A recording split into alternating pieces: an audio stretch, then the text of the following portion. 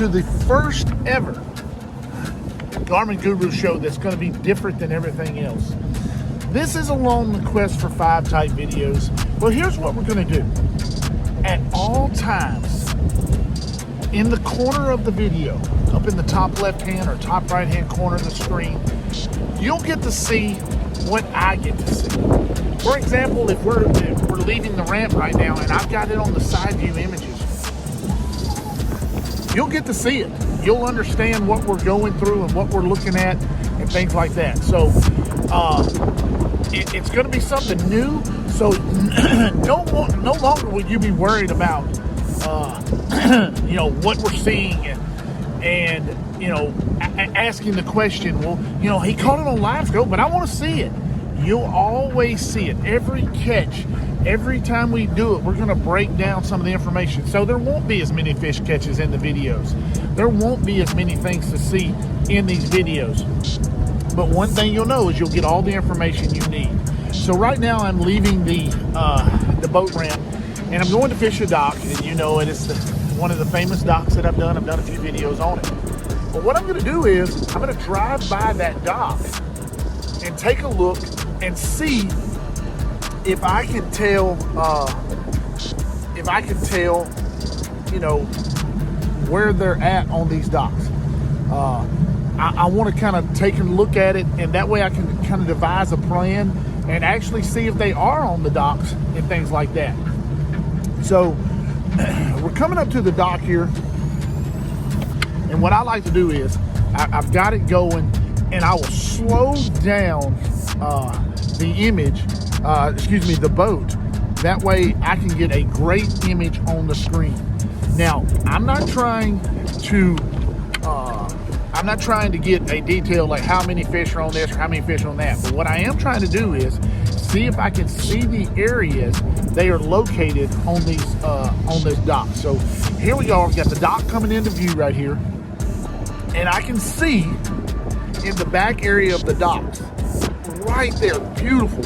And when I tell you it's loaded, it's absolutely loaded. So it lets me know where I need to attack the dock. I'm able to see these front portions sticking out here, and you see that front portion right there.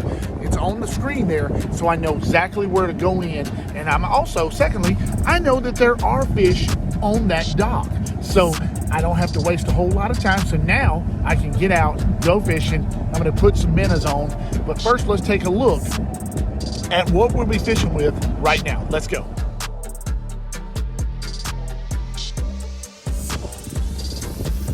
All right, guys, the first thing we're going to take a look at is the actual poles we'll be using. Now today, they seem to be up under the dock, judging by my first side view of the dock. So what I'm going to be using is a 12-foot Wally Marshall speed stick. I've got a PC foot flame reel on it. I'm using 10-pound braid. I love braid for all situations. We've got a slip, we've got a cork. We're using a drop shot hook. Now I want you to take a look at that. A lot of people use the little gold shiner hooks. I use a drop shot hook, and the reason is it doesn't take much to weigh the angle of that hook. It's almost an octopus style hook. You just put a little pressure and it hooks the fish. Fish hooks themselves a lot of times. And we're using live minnows in this, and the reason I use live minnows is because it's so hard to get into this dock that I can't worry about getting action and stuff on the bait or trying to hold it still. I'm just doing my best to be able to hold it to the dock. So when we put the minnow down there under the cork, I can concentrate on the cork and the Livescope, and then there we go. Being able to, it makes it a little bit easier, a little bit more fishing for us. So let's get up under here, let's hook some stuff up, let's get going.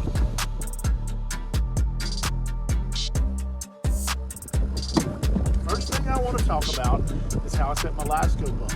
I'm going to use 20-foot range. Being that we're in a pretty shallow bottom, I'm going to use the bottom the depth setting as close to the bottom as possible, because I really want a tight window, because I'm in there in a really tight area. I'm using 68 gain, and you kind of know my other settings, but you can ask those in the questions below, or in the comments below, and I'll get to those. But the reason I do that is because I'm in a real tight close confines in here, so I want the screen as tight as it can. Don't have a lot of room for movement in this area, so that's why I say those. the settings a little bit lower.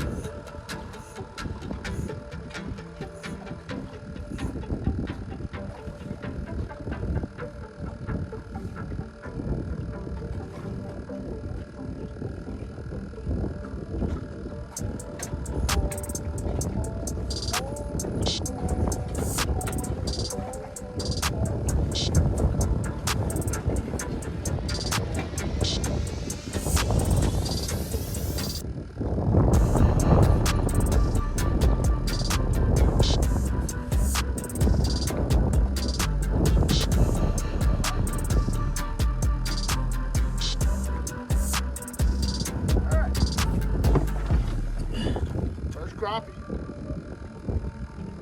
And one of the things that I wanted to talk about was the octopus hook.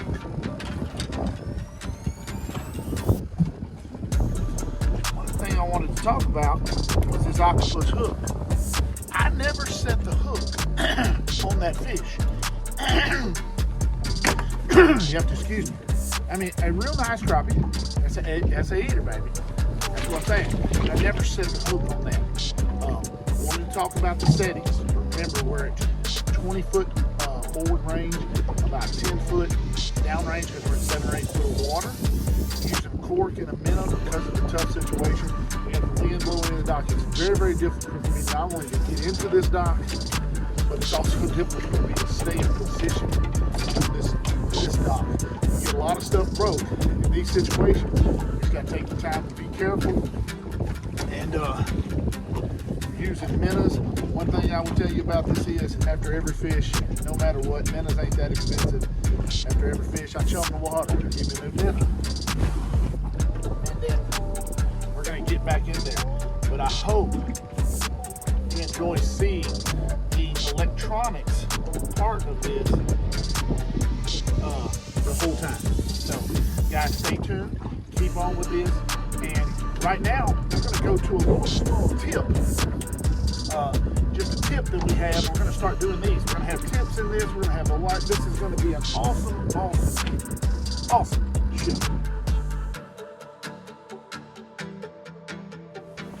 All right guys, here's our tip.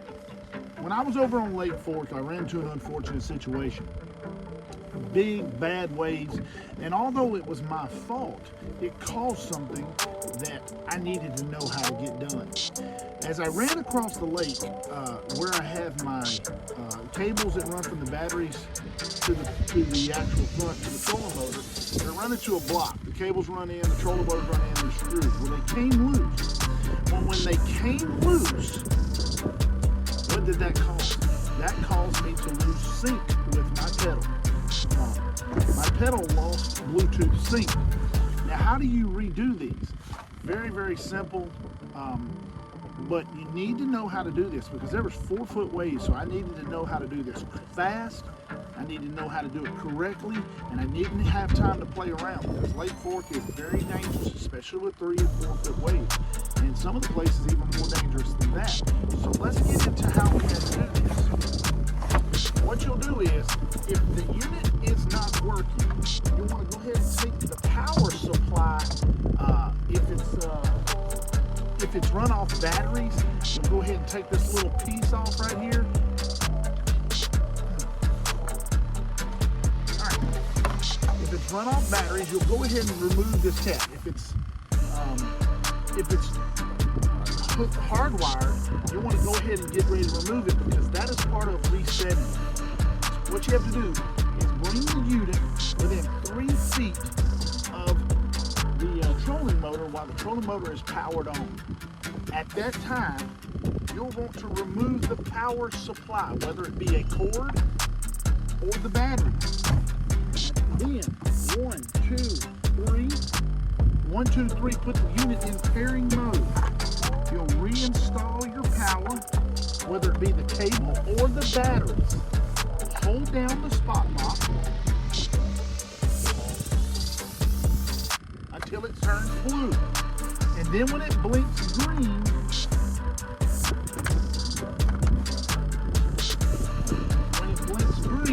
you are now repaired. Very easy, very simple, but you need to know how to do it in a pinch, because if you don't know how to do it, you can get yourself in a serious bind if you're expecting your trolling motor to work.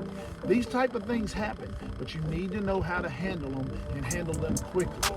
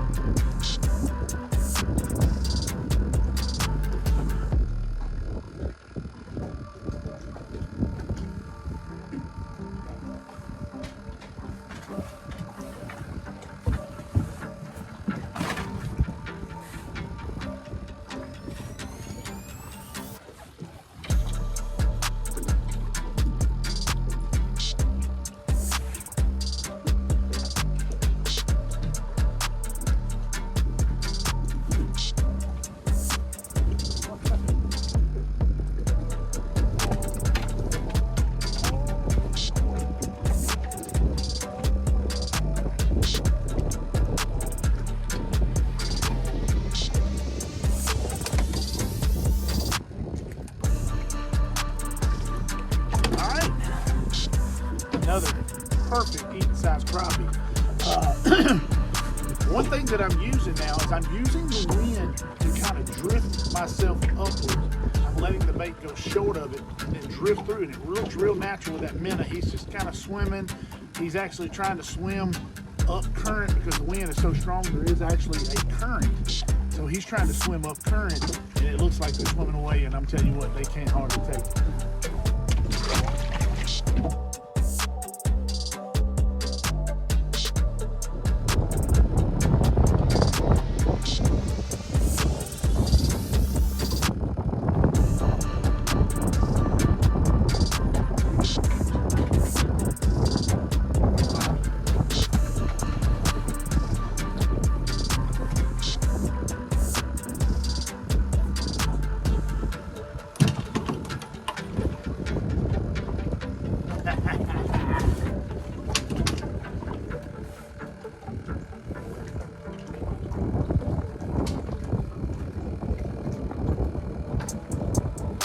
Alright, this is a big white crappie. Big white crappie. And you can tell by the difference in the way the bars are. But usually they have a larger mouth too. But that was real awesome footage on the Livescope. And you notice that that particular shiner, he wanted to swim up. So what I had to do was pull the baby and slide the weight down closer to him. Usually I like to give him a foot of freedom to swim around. But he was a very strong, big shiner, and what he was doing was he was actually swimming up above the weight. And I noticed the crappie did not want to swim up to get him that far. So what I did was I moved that weight down closer to him. Therefore, he was not able to swim away as far. And then, of course, it's a big shiner, so usually you get a bigger fish. It's hard to explain why, other than the big boys like big girls like big meals. You know what I mean? I love fat girls. I ain't gonna lie to you.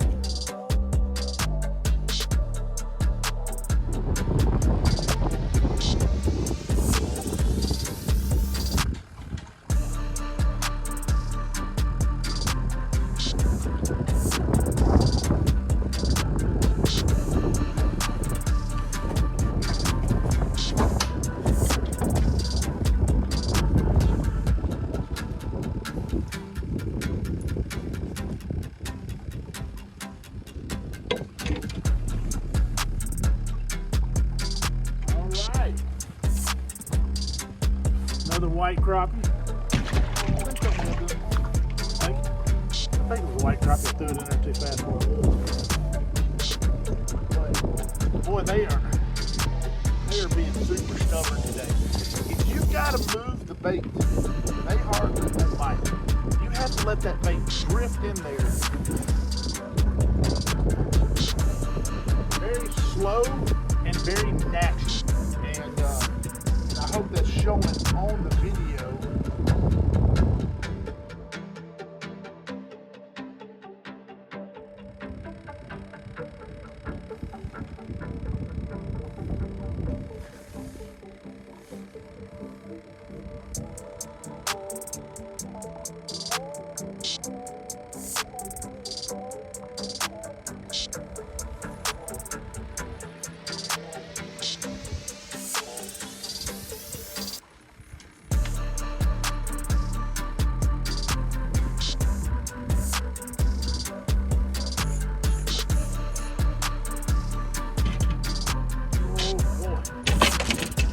That's the time we have.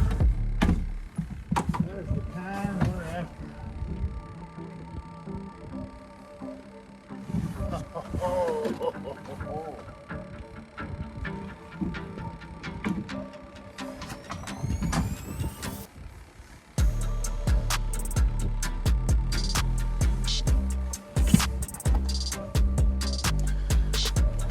Big old crappie. Oh, look at all that water splash. Love it, love it. Throw that minute in there.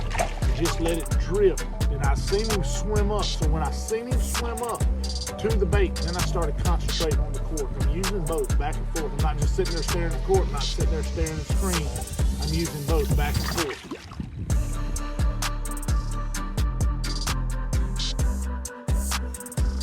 All right, the second thing that happened was my trolling motor also lost parity. You need to know how to do this very quickly also, because there's two options. A lot of people only use this and they do not use their pedal. So what you'll need to do is push the three buttons right there, the menu button. And the menu, then you'll scroll down to settings and then go to remote control and push to the right.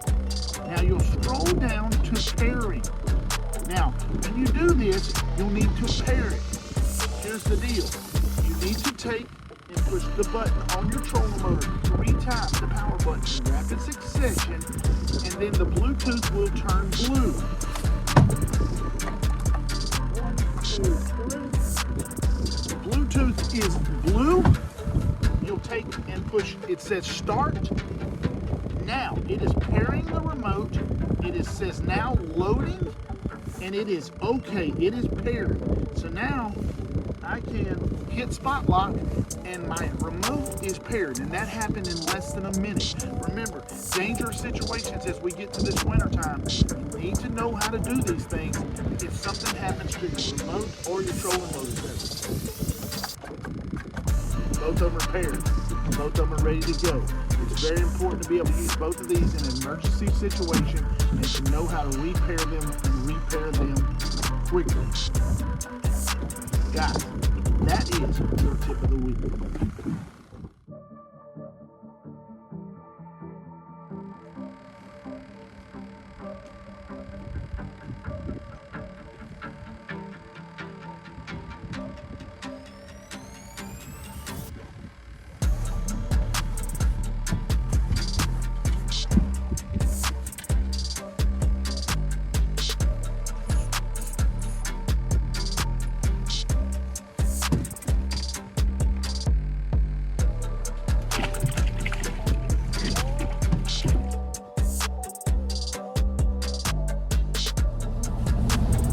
All right, guys, we've had a great day.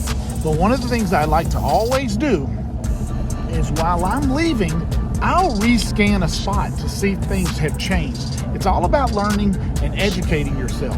So what I'll do is I'll drive by, for example, I'm fishing this dock right here. I'll drive by the dock with the side imaging and look and get a good view to see what's changed on the dock. We caught a lot of big crappie off this dock today. Had a great day. Not as good as some of the other days, but still had a great day. And after that butt whooping I took on Lake Fork this week, it was nice to come down here and catch some fish. Now, it is cold. It's cold for us Louisiana boys. We don't know how to handle all this good cold weather. We just bundle up and go. But once again, this is one of the great things I love is I'm the only person on this lake right now. But we're gonna go past the dock here. I'm gonna kind of go as slow as possible and let the unit get as much good information as we can.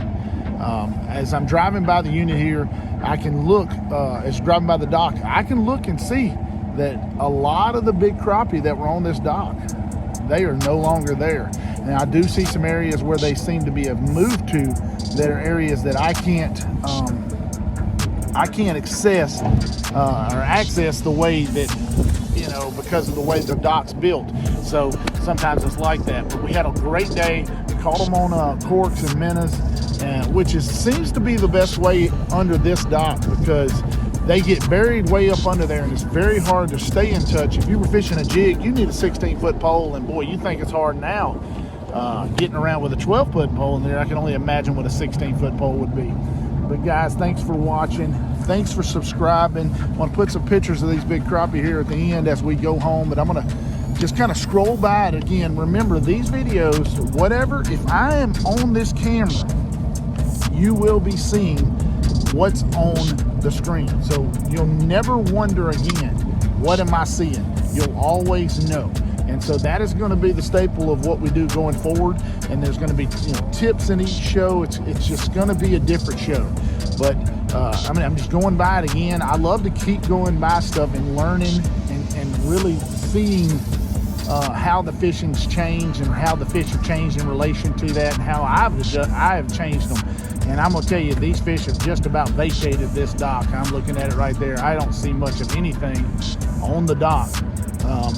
So I've caught a lot of the fish off there. There's still a few under there, but boy, they're tough to get to. Guys, thanks for watching. Thanks for subscribing. Ring the bell.